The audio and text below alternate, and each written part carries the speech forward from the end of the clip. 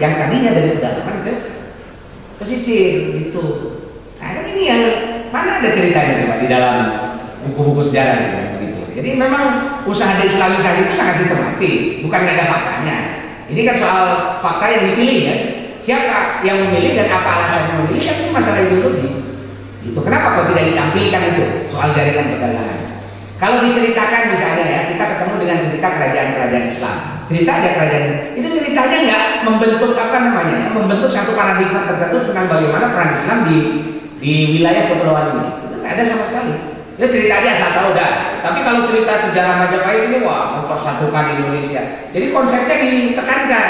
Jadi seolah-olah yang mempersatukan wilayah Indonesia ini adalah Majapahit. Padahal nggak masuk akal. Itu sudah banyak sekali riset yang menggugurkan ini. Tapi sampai sekarang nggak ada yang yang mengubah cerita soal Majapahit itu. Nah, lalu kalau cerita soal Islam, ini usaha Islamisasi itu sangat masif dan sistematis ya. Ini masih di buku yang sama itu ada cerita soal bagaimana Islam menjadi penyebab terjadinya perpecahan. Setelah Wikramawardhana meninggal tahun 1429, tahtanya digantikan oleh Suhita yang memerintah hingga tahun 1447. Sampai dengan akhir abad ke-15 masih ada raja-raja yang memerintah sebagai keturunan Majapahit, namun telah suram karena tidak ada persatuan dan kesatuan, sehingga daerah-daerah jajahan satu demi satu melepaskan diri. Para bupati di pantai utara Jawa seperti Demak, Gresik, Tuban telah menganut Islam sehingga satu persatu bisa berdiri dari Majapahit. Coba kita pakai logika yang agak jernih sih. Pertama tadi Majapahit itu adalah pihak atau aktor yang mempersatukan Indonesia. Terus tiba-tiba ada apa? Bupati-bupati yang menganut Islam. Wilayah yang menganut Islam ini memisahkan diri dari Majapahit sehingga wilayah Majapahit ini jadi terpecah belah, terpisah-pisah. Gitu. Kan ceritanya begitu. Jadi yang mempersatukan Hindu, yang menghancurkan Islam. Kan begitu logikanya. Majapahit mempersatukan, tiba-tiba setelah bupati-bupatinya masuk Islam, dia kemudian melepaskan diri dari Majapahit. Makanya Islam itu sudah mulai dalam cerita ini mulai dituduh sebagai biang keladi munculnya perpecahan itu. Makanya itu cocok dengan cerita Islam sebagai terorisme gitu dan sebagainya. Nah, faktor yang menyebabkan kemunduran Majapahit kalau disebutkan kadang sebagai berikut. Tidak ada lagi tokoh yang kuat di pusat pemerintahan yang dapat mempertahankan kesatuan wilayah sepeninggal Gajah Mada dan Hayam Wuruk. Terjadi perang saudara. Banyak daerah jajahan yang melepaskan diri dari kuasa Majapahit. Masuk dan berkembangnya agama Islam. Itu jelas itu. Agama Islam menyebabkan Majapahit runtuh. Berarti kalau Majapahit runtuh berarti persatuan Indonesia runtuh. Karena yang mempersatukan Indonesia adalah Majapahit. Kan jelas logikanya clear kan gitu ya. Ini kan yang ditanamkan di anak-anak kita, makanya kalau orang Islam belajar sejarah Indonesia, dia serasa nggak jadi orang Islam, nggak enak jadi orang Islam itu. Ceritanya sudah mulai nggak enak kan gitu ya. Penyebab runtuhnya Majapahit, nanti ada ceritanya. Nah, contoh fakta sejarahnya, Majapahit mengalami kemunduran akhirnya runtuh. Ada dua pendapat. Runtuhnya itu tahun 1478 ya, ini adanya serangan Giriwardhana dari Kediri. Peristiwa tersebut diberi Chandra Sengkala hilang sirna Kertani Bumi yang berarti 1400 Saka atau 1478 Masehi. Ada juga yang menyebut 1528 yakni adanya serangan tentara dari Demak di bawah pimpinan Raden Patak. Serangan Demak ini menandai berakhirnya kekuasaan Hindu di Jawa gitu. Jadi jelas sekali itu ya dia ingin menohok Islam sebagai tokoh antagonis, jadi bukan sebagai aktor yang protagonis. Nah, jadi Islam ini dipinggirkan. Sengaja Islamisasi ini dilakukan sedemikian rupa untuk memberikan citra bahwa Islam ini tidak memberikan kontribusi yang positif di dalam di dalam sejarah Indonesia, tetapi justru citranya malah jadi negatif. Itu yang pertama. Yang kedua, sebetulnya kalau ada orang yang bukan orang Jawa, mestinya harusnya marah, sebab sejarah ini dikonstruksi Jawa sentris. Jadi seolah-olah kan semua cerita sejarah itu mulainya di Jawa. Peradaban penting itu adanya di Jawa. Orang Aceh marah jelas gitu. Siapa bilang di Jawa? Kan kita ini yang pertama kali maju sebelum Jawa kayak gitu. Ya Aceh ada yang di mana dia. Karena dia sangat Jawa sentris. Jadi seolah-olah pusat sejarah itu Jawa. saya bisa menjelaskan kenapa itu terjadi kan gitu ya. Dan itu ada disertasi judulnya Sejarah Resmi Indonesia, Michael Wood yang tulis, sejarawan dari Australia. Dia cerita bahwa itu lucu ya, lucu itu begini. Pada zaman Soekarno, di dalam bukunya Muhammad Yamin, yang disebut pemersatu Indonesia itu pertama disebut Majapahit, Sriwijaya ini. Kalau dalam cerita yang baru, Sriwijaya itu walaupun diceritakan dia tidak terlalu ditonjolkan perannya. Tapi di zamannya Soekarno, zaman Majapahit, zamannya Soekarno, itu disebut bahwa pemersatu Indonesia, Sriwijaya dan Majapahit. Penulisnya Muhammad Yamin. Jadi Muhammad Yamin nulis buku teksnya kan gitu ya. Dia ceritakan begitu. Kenapa harus ada harus ada Sriwijaya? Karena nggak enak kan yang nulisnya Muhammad Yamin. Nah, dia orang Sumatera kan teman-teman ini. Jadi kalau cerita cuma Majapahit, wah ini gimana nanti Muhammad Yamin? Enggak, ini bukan cuma Majapahit, tapi juga ada Sriwijaya. Ya boleh lah masukkan Sriwijaya gitu. Jadi sebenarnya nggak jelas juga dasar. Tiba-tiba ketika Soeharto berkuasa, dia hapus itu kan, dia melakukan desumatranisasi dan jawanisasi kan gitu ya. Pokoknya semuanya harus serba Jawa. Yang namanya kebudayaan Indonesia, wayang kulit, batik Jawa, keris, apalagi Langkon ya. Nah itu katanya Jawa, Indonesia. Siapa bilang orang Papua kan nggak mau dia. Masa Belangkon punya orang Papua kan enggak. Dia Belangkonnya disimpan di bawah kan di atas. Gitu.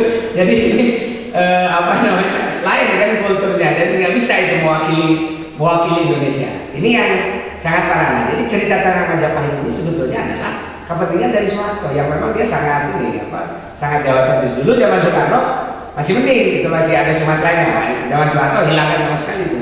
Jadi unsur Sumatera itu sama sekali dihilangkan. Sampai ketika ada penemuan soal candi di Muaro saja, di Muaro Jambi itu kan nggak dibiayai sama Soeharto. Biarin aja, lama sekali kan. Baru sekarang ini kan ada ekskavasi candi di Muaro.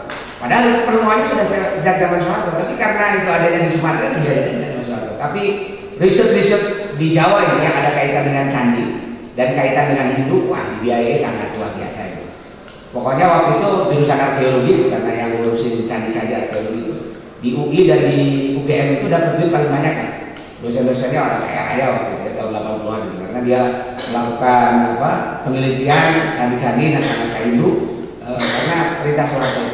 Itu fakta sejarahnya jelas. Berarti memang ada unsur ideologis itu yang sengaja ingin melakukan deislamisasi. Dan dia kemudian memunculkan sosok Majapahit itu. Jadi lebih parah daripada sekedar ideologi, ini kan kepentingan pragmatis saja. Kepentingan si Soeharto ingin memunculkan dirinya. Itu lebih parah. Lalu misalnya ya soal cerita udah lama lah, ini cerita soal disintegrasi Indonesia. Nanti disintegrasi Indonesia itu ada cerita tentang DITI, PRRI, itu kan tokoh-tokoh Islam semua. Nah itu tokoh Islam, jadi dia ingin menyambungkan bahwa dulu yang menghancurkan kesatuan Indonesia itu adalah orang Islam. Nanti ketika Indonesia merdeka juga yang ingin menghancurkan kemerdekaan Indonesia itu adalah tokoh-tokoh Islam juga. Nanti di tengahnya cerita soal para pahlawan itu nggak disebutkan Islamnya. Contoh misalnya cerita tentang Pangeran Diponegoro. Jelas dia itu pakai sorban kan gitu. Nggak ada orang Hindu pakai sorban. Kan itu ya, atau pendeta mana Kristen kan enggak, jelas pejuang Islam. Jargonnya perang sabil. Perang sabilnya itu perang fisabilillah ya. Perang di jalan Allah Subhanahu wa taala.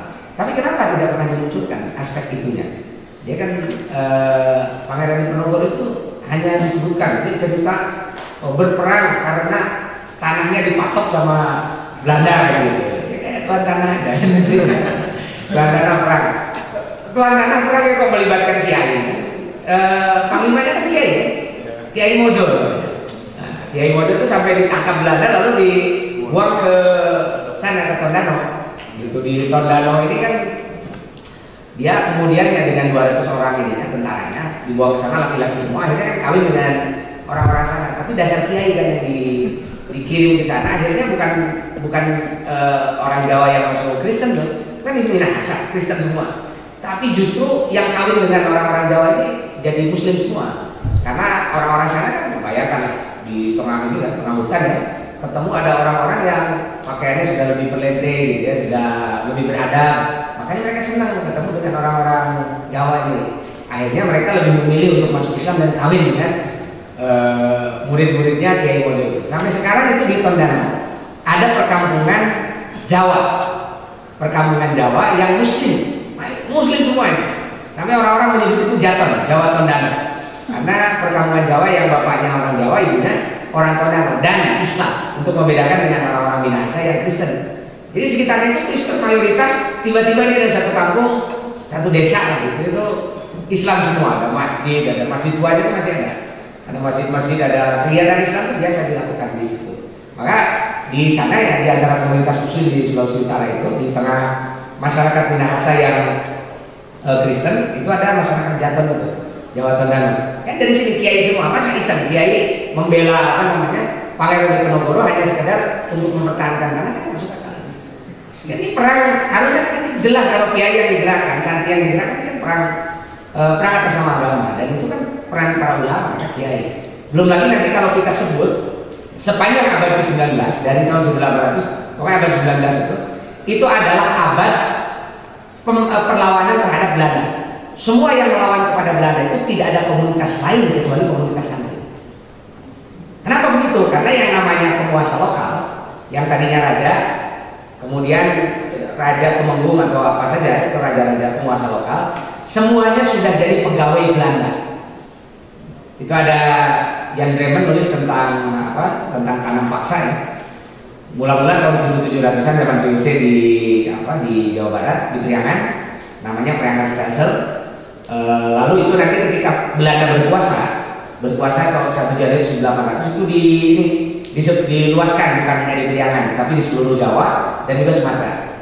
Daerah Sumatera, juga Sulawesi Utara, nanti wilayah-wilayah di beberapa kota ini atau di beberapa kawasan dijadikan sebagai lahan untuk kultur shelter atau budaya tanam atau tanam paksa. Kita menyebutnya sebagai tanam paksa. Di era tanam paksa ini kan era di mana masyarakat pribumi itu sangat menderita, sebab penghasilan mereka dari bertani yang biasanya mereka dapatkan cukup melimpah, itu kan diubah, pola tanamnya diubah mengikuti kebijakan yang Belanda. Misalnya Belanda harus tanam kopi semua, nggak boleh tanam yang lain. Padahal kan nggak ada orang yang makan kopi setiap hari kan. Dia makan setiap hari ya beras, ketela, jagung, gitu ya, makanan pokok. Tapi karena Belanda mewajibkan tanam paksa ini semuanya tanam kopi. Mereka jual kopi ke Belanda. Nah, maka ketika kopinya dijual, tetapi nanti dengan harga, nanti ada namanya kultur persentase untuk untuk para penguasa lokal. Jadi penguasa lokal itu dari mulai centeng itu pas Satpol PP lah, hansip terus nanti di atasnya lagi ada demangnya ya. Demang ini kepala desa, di atasnya lagi ada wadana, di atas wadana ada bupati. Nah, bupati ini nanti dia punya temenggung yang menguasai beberapa wadana. Nah, di atasnya lagi itu residen. Nah, di atasnya residen ada prefektur, kemudian ada gubernur jenderal. Nah, dari mulai bupati ke bawah itu semuanya pribumi. Dan tadinya raja-raja lokal diubah menjadi bupati, digaji sama Belanda. Selain digaji, mereka mendapatkan yang disebut dengan kultur persentase dari tanam paksa. Jadi kalau misalnya harga kopi di pasaran 100 gulden, maka 10% nanti digunakan, aturannya sih 10% saja kultur persentase, tapi prakteknya lebih dari itu, bahkan bisa sampai 50% lebih. Contoh misalnya nanti si petani dia harganya 100 nih, tapi centengnya kan mau ambil juga, dia ambil dulu 5%. Nanti si kepala desanya demangnya ambil juga berapa persen, terus sampai ke atas sampai habis 50% itu diberikan hanya untuk kultur persentase. Yang aturannya 50%, tapi ya biasa lagi kita kan. Itu harusnya anggaran blok land 1 miliar, wah yang keterima cuma 500 juta. Nah, itu kebiasaan itu dari dulu biasa, sampai akhirnya siapa yang korban? Yang korban itu petani, karena dia harus menanam tanpa keuntungan sama sekali. Jadi ketika dia nggak ada keuntungan, dia dari mana makan? Makanya kadang-kadang dia makan itu bertani itu hanya cukup untuk ini saja, untuk makan. Dia menanam jagung, menanam ketela gitu, sekedar untuk makanan sehari-hari, daripada dia nggak tidak mendapatkan makanan pokok. Nah, ini yang menjadi pengerian di zaman abad 19. Maka itu nggak perlu dikomando. Semua orang kan sudah saking marahnya itu sama penguasa waktu itu Belanda. Akhirnya semua menggalang dukungan kepada siapa saja yang mau melakukan perlawanan dan memberikan apa saja yang dibutuhkan. Nah, ini kan era perlawanan rakyat ini dimulai pada perang di Penogoro itu 1825 sampai 1830. Ini mulai dari situ, dan ini menginspirasi semua kawasan, semua wilayah untuk melakukan perlawanan sampai terjadi perang di mana-mana. Ini ada perang di Banten 1888 yang dibikin disertasi oleh Sartono Kartodojo. Terus nanti ada perlawanan Banjarmasin, Asari, ada di Bonjol, ada di mana-mana. Jadi perlawanan terhadap Belanda ini menjadi simbol dari ketidakpuasan dan kekecewaan masyarakat kepada pemerintah Belanda. Apalagi pemerintah Belanda ini kan kafir, jadi isu kafir, pemimpin kafir ini menjadi sangat efektif. Itu jadi kita menghadapi pemerintah yang kafir, makanya difatwakan oleh para ulama untuk jihad fisabilillah menghadapi pemerintah yang kafir. Jadi ini bukan bugot, tetapi jihad. Beda ya bugot sama jihad. Kalau bugot itu dia melawan kepada pemimpin yang sah. Jadi maksudnya pemimpin muslim yang sah. Itu kalau kita melawan namanya bugot. Nah, dulu bugot pertama dilakukan oleh Khawarij, makanya disebut gerakan Khawarij. Terus kalau waktu zaman Belanda itu difatwakan oleh semua ulama yang jihad fisabilillah. Sampai resolusi jihad itu keluar dari hampir semua ulama, dari Abdul Somad Palembang, Ahmad Khatib Minangkabau, semua mengeluarkan resolusi untuk jihad melawan penjajah Belanda. Nah, ini yang yang sangat ketara. Dan kenapa kok tidak muncul dari kalangan tadi itu birokrat, bupati dan sebagainya? Karena mereka semua sudah menjadi bagian dari kekuasaan. Jadi mereka ini nggak bisa, kalau mereka ingin melakukan perlawanan seperti di Penogoro, dia harus keluar dulu dari kekuasaan.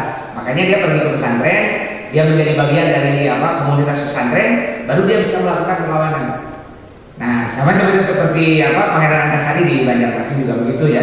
Dia keluar dari komunitasnya, bergabung dengan dengan kalangan pesantren, maka baru dia bisa melakukan perlawanan. Dan semua perlawanan itu digerakkan oleh kaum santri. Tapi kan nggak pernah ada ceritanya. Komunitas santri diangkat sebagai sebagai aktor utama di dalam sejarah Indonesia. Ya, begitu juga ulama sebelumnya kan, ulama misalnya yang mendirikan Kerajaan Demak. Kerajaan Demak didirikan oleh Wali Songo. Ya, Wali Songo ini kan bukan, kalau di kita kan cerita Wali Songo itu nggak jelas kan itu. Wali Songo ini punya kesaktian yang aneh-aneh kan. Pohon itu jadi emas, gitu. Bertapa pinggir kali, jadi Kali Jogo gitu. Jadi pokoknya semuanya dikaitkan dengan hal-hal yang mistik, nggak masuk akal. Padahal mereka ulama siapa yang disebarkan? Mereka berdakwah, menyebarkan Islam. Soal bagaimana cara menyebarkan Islam kan tergantung masyarakat yang dihadapinya apa, kan gitu ya. Tetapi yang pasti Wali Songo ini berhasil mengkonsolidasi kekuatan Islam di Jawa sehingga berhasil mendirikan kerajaan Islam pertama di Jawa, yaitu Kerajaan Demak. Ya, hasil para ulama. Lalu berhasil juga mengkonsolidasikan nanti dari Demak ini ditulangkan ke Cirebon, Sunan Gunung Jati kan. Dari Cirebon ke Banten, berdiri Kerajaan Banten. Terus ke timur lagi kan, Gresik, sampai ke Banyuwangi itu diislamkan ini oleh Wali Songo dan murid-muridnya, sampai konsolidasi kekuasaannya dilakukan oleh kaum santri.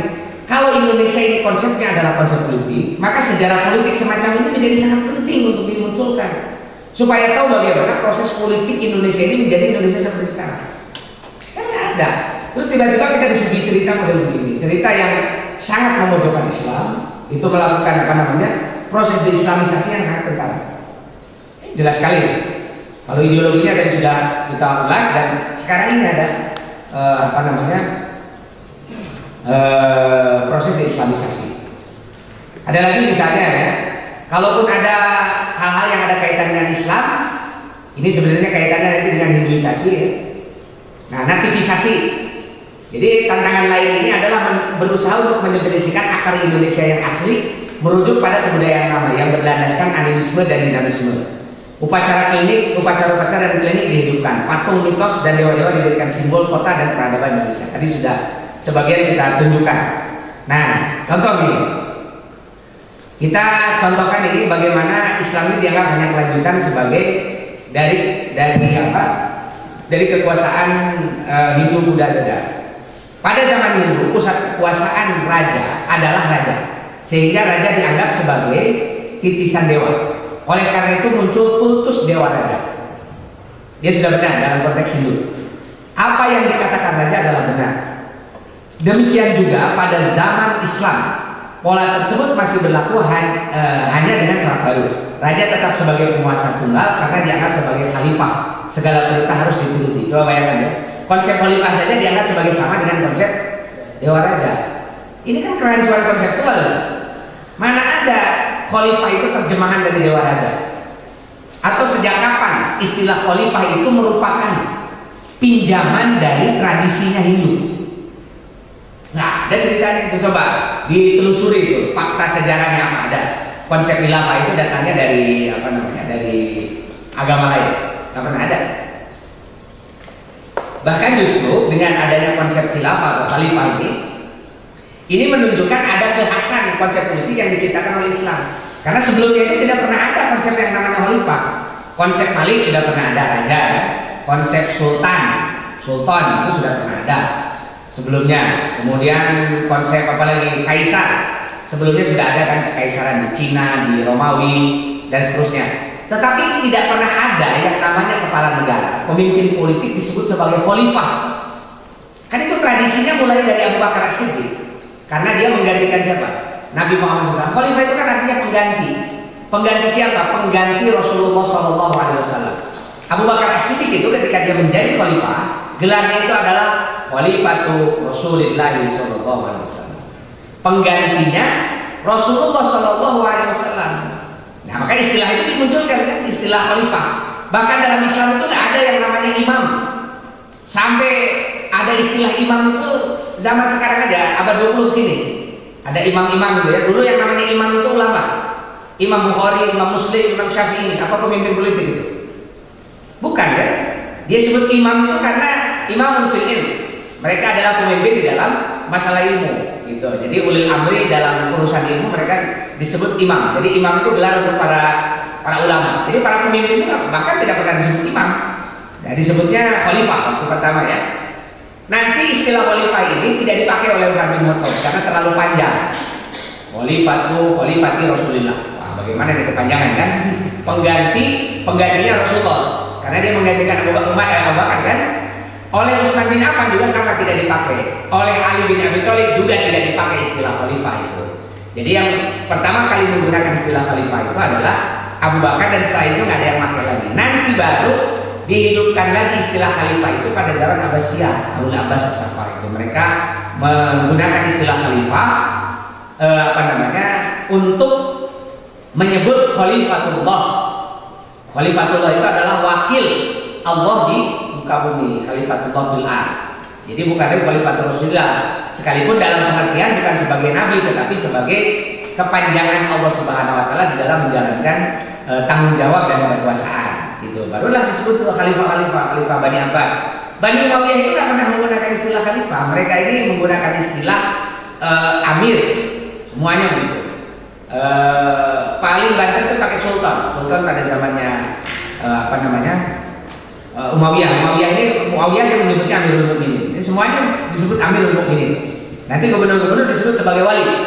Jadi wali-wali wilayah mana gitu ya, wali Damaskus, wali Makkah, wali Kufah, itu berarti gubernur-gubernur. Jadi istilah-istilah ini berkembang. Tetapi kemudian para ahli fikih siasat Islam ini muncul mulai pada zaman Abbasiyah, mulai menamakan sistem politik yang khas dikembangkan oleh para pemimpin Islam itu sebagai istilahnya itu adalah khalifah. Nah, istilahnya khalifah ini untuk membedakan dari istilah yang lain, gitu ya, membedakan dari malik, sultan, kaisar dan sebagainya. Maka digunakanlah istilah khalifah itu, gitu. Jadi dia nggak ada kaitannya dengan dewa raja. Apalagi itu dewa raja ini kan istilahnya dari Hindu.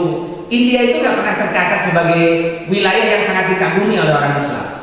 Kalaupun pernah ada wilayah yang dianggap sebagai wilayah besar dalam di kalangan orang Islam itu hanya Persia dan Romawi. Nah, tetapi itu pun kemudian sistem kekuasaannya tidak digunakan. Itu menggunakan sistem kekuasaan khas yang dikembangkan berdasarkan prinsip-prinsip dasar Islam. Jadi apa yang diajarkan Allah di dalam Quran, dalam hadis, lalu kemudian ini dikembangkan sebagai satu praktik politik yang disebut dengan khilafah Islamiyah, kekhalifahan Islam. Nah, lalu gelar ini menjadi umum di mana-mana. Raja-raja ini banyak yang gelarnya khalifah walaupun dia hanya menguasai Mataram saja misalnya. Kan ini kan gelarnya kan Raja Jogja apa? Khalifatullah ing tanah Jawi gitu. Jadi khalifahnya waktu itu padahal zamannya Utsmani ya. Berarti khalifahnya ada dua, di Jawa ada satu lagi di Utsmani gitu. Tapi di Utsmani pun tidak pernah menyebut khalifah. Mereka menyebutnya itu sebagai sultan. Sultan Selim, Sultan Mehmed. Ada Mehmed yang kedua namanya Mehmed Al-Fatih kan. Ada Sultan Bayezid dan lain-lain gitu. Itu mereka lebih mengenalnya dengan istilah sultan. Sebab istilah khalifah itu lebih banyak digunakannya itu pada zaman Abbasiyah. Dan memang para penulis fikih itu kan yang paling banyak pada fikih siasat kan pada zaman Abbasiyah. Ada Imam Mawardi yang sangat terkenal. Terus nanti Imam Ghazali dan lain-lain ini menulisnya pada zaman Abbasiyah. Dan mereka menyebut diri sebagai khalifah untuk membedakannya dari wazir. Ada khalifah, ada wazir. Juga para salatin karena ada sultan-sultan, penguasa-penguasa kecil yang berada di bawah kekuasaannya khalifah. Tapi belakangan karena memang kekhalifahan ini sudah tidak efektif, masing-masing wilayah dia berkuasa sendiri-sendiri, maka gelar khalifah itu bisa dipakai siapa saja. Di Jawa saja gelarnya khalifah. Ini dia Khalifatullah ing tanah Jawi kan gitu ya. Nah, itu terus ada lagi Sayyidin Panotogomo itu istilah Jawanya kan.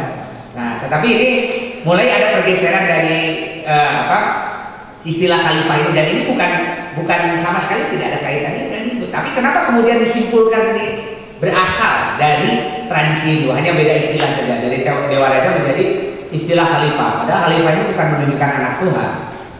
Jadi nggak ada istilah khalifah itu anak Tuhan kan.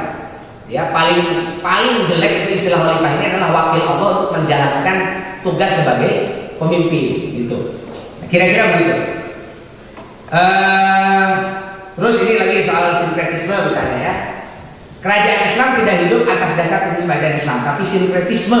Nah ini kan sudah jelas menyingkirkan Islam dari kerajaan Islam.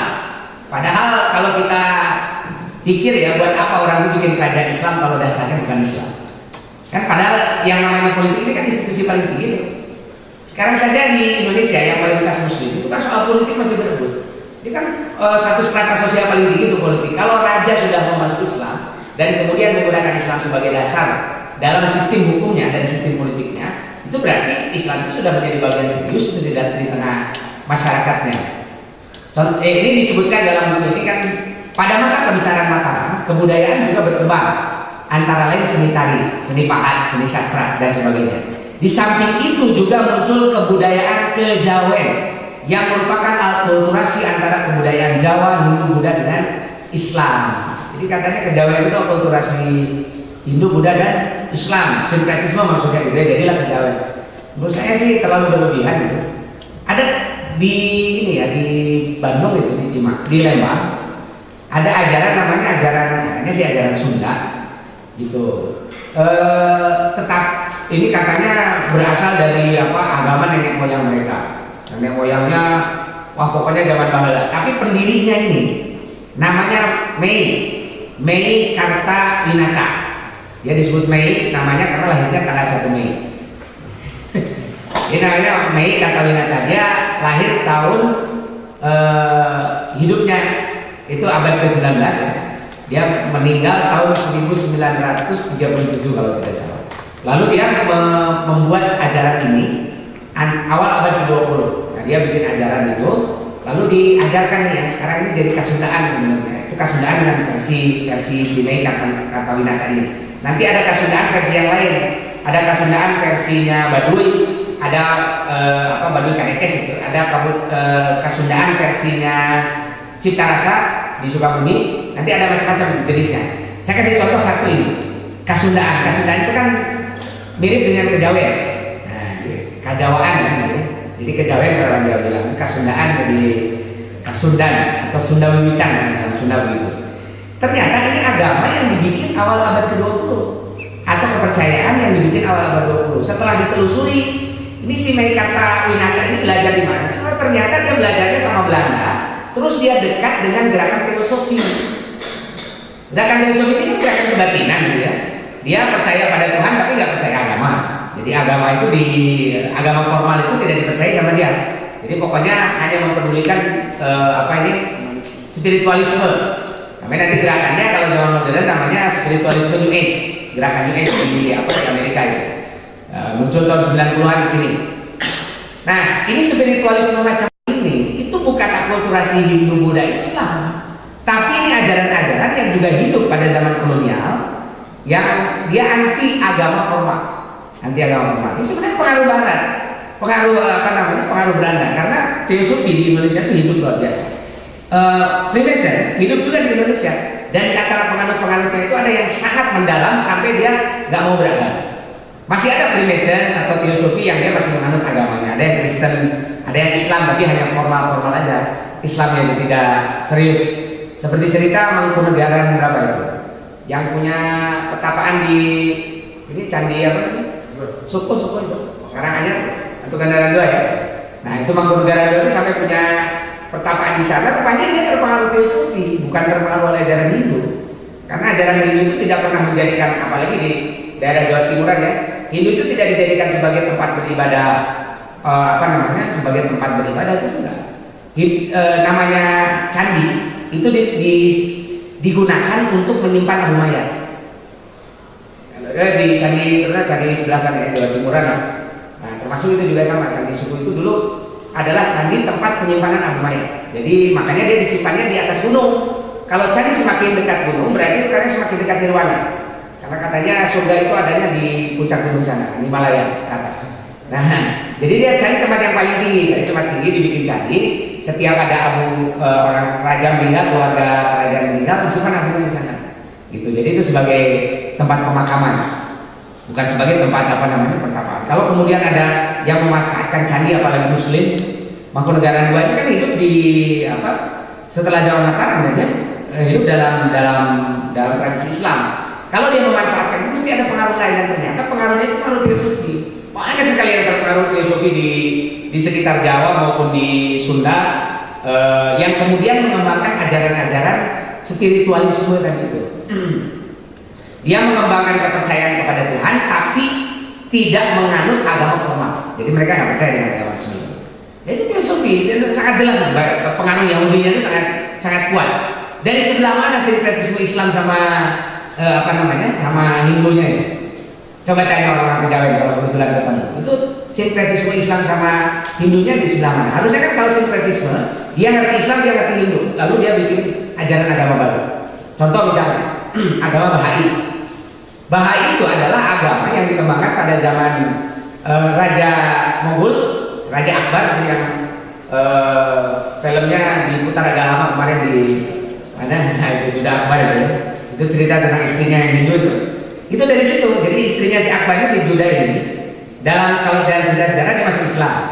Tapi ada pendeta-pendeta yang dibawa oleh si Juda itu.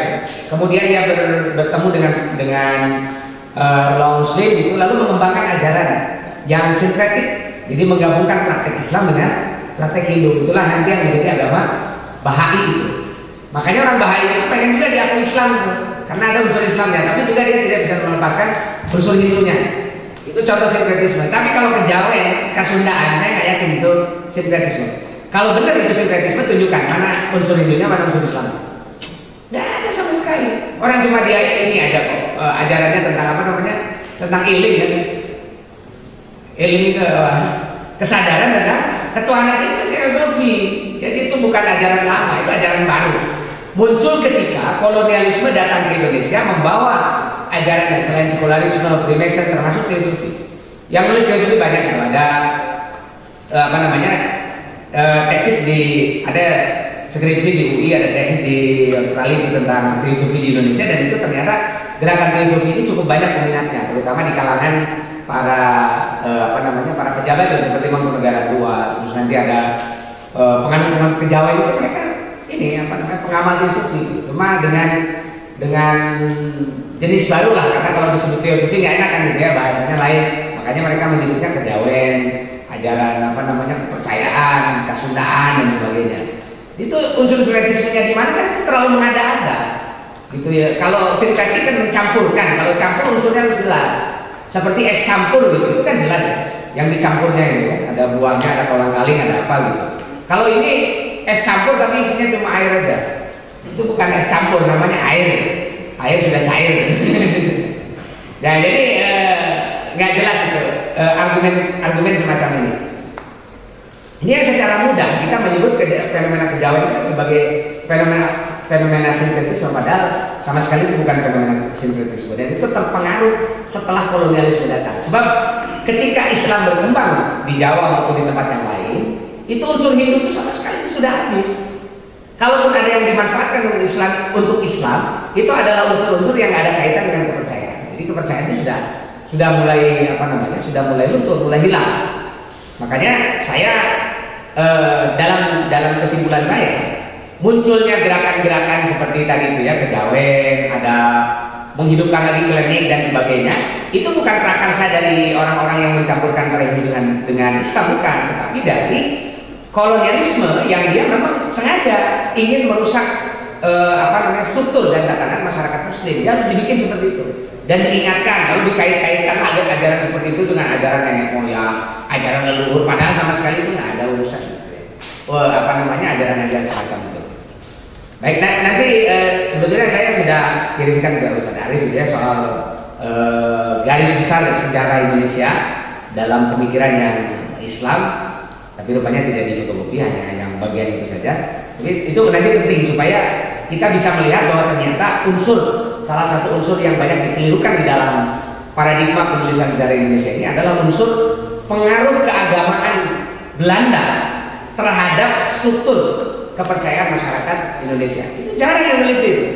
Padahal ini pengaruhnya sangat penting. Munculnya sinkretisme menurut saya itu bukan karena faktor Hindu, bukan, tapi karena faktor Belanda, faktor kolonialisme. Sama seperti munculnya sekularisme, itu kan faktornya karena kolonialisme. Munculnya liberalisme, itu faktornya juga karena faktor kolonial. Itu bukan karena faktor-faktor yang lain. Ini aktor kolonial ini jadi sangat penting untuk dibunyikan lagi. Apa perannya? Bukan hanya peran dalam bidang politik dan ekonomi, tapi juga peran dalam bidang kebudayaan, peran dalam bidang kepercayaan itu harus digali sedalam-dalamnya. Dan masih jarang peneliti kita yang mengaitkan kolonialisme ini dengan perkembangan keyakinan di masyarakat Indonesia atau di masyarakat Muslim. Upacara-upacara misalnya upacara gerebek yang bersumber pada pemujaan roh nenek moyang berupa kenduri gunungan yang merupakan tradisi zaman Majapahit dijatuhkan pada waktu perayaan Hari Besar Islam, sehingga muncul gerebek Syawal atau Idul Fitri, gerebek Mulut pada bulan Rabiul Awal. Ini kayaknya juga terlalu ada-ada ya. Kalau namanya merayakan Idul Fitri dan merayakan Maulid itu kan sudah dalam tradisi Islam lama sekali. Terus hitungan tahun katanya, hitungan tahun ini sinkretik. Ini nggak sinkretik, ini Islamisasi menurut saya. Hitungan tahun yang sebelumnya merupakan tari Hindu didasarkan pada peredaran matahari, tari Syamsiah. Maka sejak tahun 1633 diubah menjadi tari Islam yang berdasarkan pada peredaran bulan Komariah. Tahun itu 1955 diteruskan dalam perhitungan baru dan dikenal dengan tahun Jawa. Jadi justru ini bukan sinkretisme tapi Islamisasi. Sebab waktu itu zamannya Sultan Agung, dia kan masih menggunakan pertama hari itu cuma 5. Orang Jawa nyebutnya pasaran. Saya nggak ngerti ya. Pokoknya 5 itu ya. Paing, Pon, Legi, Wage, Kliwon, apa lagi? Sudah ya. Pokoknya 5 lah. Nanti hitung aja. Saya yang duluannya mana juga nggak ngerti juga. Kan kalau di Islam dari Senin, Selasa, Rabu, Kamis, Ahad, Senin, Selasa gitu. Urutannya itu yang Jawa nggak ngerti. Tapi itu 5 tadinya. 5 itu hitungan harinya 5. Kemudian yang kedua sistem perhitungan kalendernya menggunakan solar system atau sistem matahari Syamsiah. Nah, perhitungannya itu perhitungan Jawa dari sudah berjalan ya. Zamannya Sultan Agung itu diubah. Tadinya yang namanya bulan-bulan itu berdasarkan bulan bulan nama-nama dewa. Nama-nama dewa ya. Saya agak lupa lagi, tapi saya sudah nulis itu. Coba nanti lihat di akademia.edu ada akun saya. Nanti di situ saya tulis tuh soal Islamisasi pada kalender Jawa. Nah, itu ada bulan-bulannya kan, bulan-bulan yang tadinya nama bulan nama dewa-dewa dalam tradisi Hindu diganti semuanya menggunakan nama bulan-bulan Islam. Bulan pertamanya itu jadi Suro. Suro itu dari Islam karena ada peristiwa apa? Asyura, tapi bukan peristiwa Karbala, karena Asyura itu terkenal sejak zaman Nabi Musa sana. Itu dihormati sejak zaman Nabi Musa sehingga nggak ada kaitan istilah syuro atau asyuro itu dengan peristiwa Karbala. Nah, syuro ini dihormati bahkan oleh Nabi Muhammad SAW. Itu jauh sebelum peristiwa Karbala kan. Nabi Muhammad mengatakan bahwa seandainya aku bertemu lagi dengan dengan bulan dengan hari Asyura. Sebut hari Asyura itu adalah Yaumul Ashir bin Syahrul Muharram.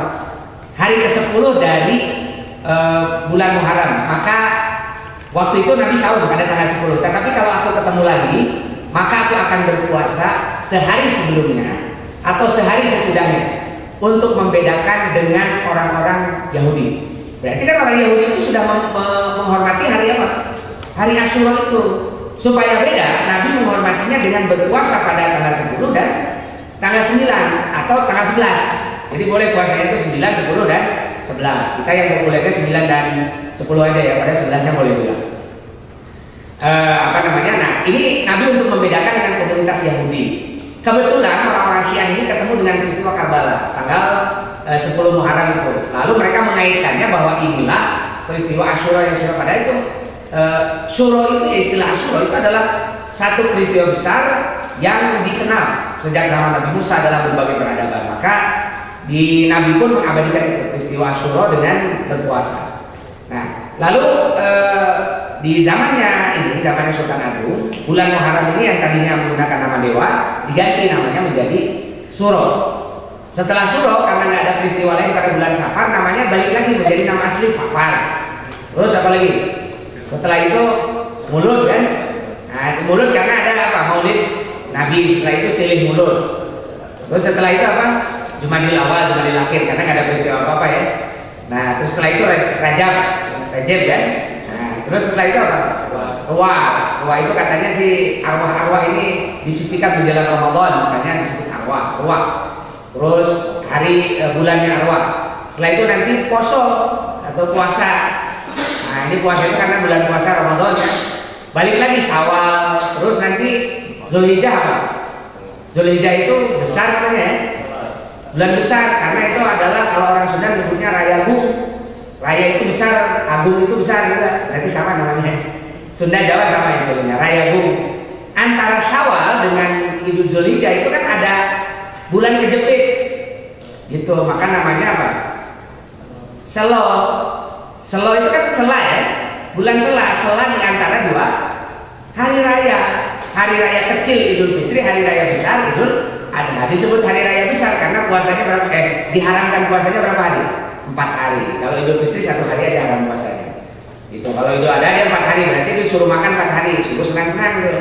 Jadi itu hari raya. Hari rayanya umat Islam, sela-selanya ada selo kan gitu ya. Nah, jadi kalau di Sunda sela itu kan terjepit gitu, namanya Hafid. Nah, nama bulannya Sunda Hafid. Itu ngikut dari Sultan Agung. Itu bukan sinkretisme tapi Islamisasi. Lalu hari itu diganti oleh Sultan Agung, digabungkan antara hari pasaran dengan hari Islam. Makanya hari dipertahankan. Hari pertama Ahad, hari kedua Senin, Isnin, hari ketiga Selasa, Sulata. Ahad itu 1 kan artinya, Isnin 2 kan, Sulata 3, terus Arbi'a, Rabu 4, Al-Khamis, Kamis ya 5, terus Al-Jum'ah, menggabungkan semua hari itu. Lalu setelah itu As-Sabt. Nah itu Islamisasi, semua dipakai itu sama Sultan Agung. Dan yang tadinya Hindu itu nggak ada sisanya, tinggal Islamnya. Makanya sekarang tahun Jawa itu tahun Islam. Lo nggak gimana nggak tahun Islam, semua unsur Islam ada di situ. Nah, tinggal ini saja apa namanya untuk membedakan bahwa ini dulunya adalah tahun Jawa. Tahunnya tidak dirubah karena tahun itu di dalam tahun Islam dia berkaitan dengan apa? Hijrah Nabi, sementara di Jawa tidak dikaitkan dengan hijrah Nabi, dia dikaitkan dengan peristiwa lain yang ada di Jawa itu, dan itu nggak ada masalah. Karena yang sehari-hari digunakan itu adalah tahun-tahun yang nanti ada kaitannya atau hitungan bulan dan hari yang ada kaitannya dengan ibadah. Seperti setiap Jumat harus ada sholat Jumat. Nah, memang harinya sudah diganti menjadi jemuah kan gitu. Jadi jemuahan kan Jumatan ya, Jumat. Ada setiap Ramadan puasa kan, puasa diingatkan dengan ibadah dan seterusnya lah gitu. Jadi ini Islamisasi bukan sinkretisme. Ini di mana unsur sinkretismenya? Nggak ada unsur Hindunya sama sekali. Ya, sudah singkirkan semua. Jadi orang nggak ngerti apa bedanya Islamisasi dengan sinkretisasi itu di mana. Terus bedanya nanti tadi dengan pengaruh teosofi segala. Jadi konsep sinkretisme itu konsep absurd. Konsep yang masih harus dipertanyakan ulang lagi, apakah betul ini terjadi sinkretisme atau tidak. Itu jangan-jangan memang terjadi Islamisasi tapi tidak dimunculkan karena usaha untuk ratifikasi itu, untuk memunculkan hal-hal yang lokal, bahwa Indonesia itu nggak ada kaitan dengan Islam, Indonesia itu nggak ada kaitan dengan kebudayaan asing yang datang gitu. Yang ingin dimunculkan adalah Indonesia aslinya itu. Nah, ini yang terjadi dalam sejarah Indonesia, dan semuanya tentu ini ada aktornya. Yang pertama kali menulis itu nanti ada Raffles namanya, Thomas Raffles. Ini bukunya, History of Java. Dia yang pertama kali membuat teori Hindu. Ini Raffles termasuk orientalis pertama yang mengembangkan teori Hindu sebagai akar budaya orang Indonesia, terutama orang Jawa. Karena dia nulis dalam bukunya History of Java. Lalu sekalipun Islam secara kasat mata terlihat menjadi anggota mayoritas saat dia menulis bukunya, yang melihat Islam hanya sebelah mata. Nah, dia yang melakukan ekskavasi Candi Borobudur, Candi Penataran, Candi Prambanan. Kan jelas tuh siapa yang menghidupkan lagi candi-candi itu. Jadi yang punya teori Hindu itulah yang dia ingin menguatkan teori itu dengan melakukan ekskavasi. Jadi Borobudur itu bukan orang Islam yang menghidupkannya atau bukan sejarawan yang lain, yang menghidupkan dia si Raffles ini. 1814 Candi Borobudur, 1815 Candi Penataran, dan 1819 Candi Prambanan. Itu dia yang melakukan ekskavasi, dikeluarkan dana besar-besaran untuk membangun lagi candi-candi itu. Ada Mesden, ya. Mesden ini yang membuat teori adat ya di dalam sejarah Sumatera. Ini bukunya, di History of Sumatera. Nah, dia mempertentangkan antara adat dengan Islam. Padahal sebetulnya adat itu nanti dilawan ya teori Mesden ini dengan pepatah di kalangan Melayu bahwa adat bersandi sara, sara bersandi kitabullah. Jadi adat itu dia bersandingan dengan syariat. Jadi tidak boleh saling bertentangan, dan syariat itu sandingannya adalah kitabullah. Itu artinya bahwa adat masyarakat Melayu waktu itu di Sumatera kan cerita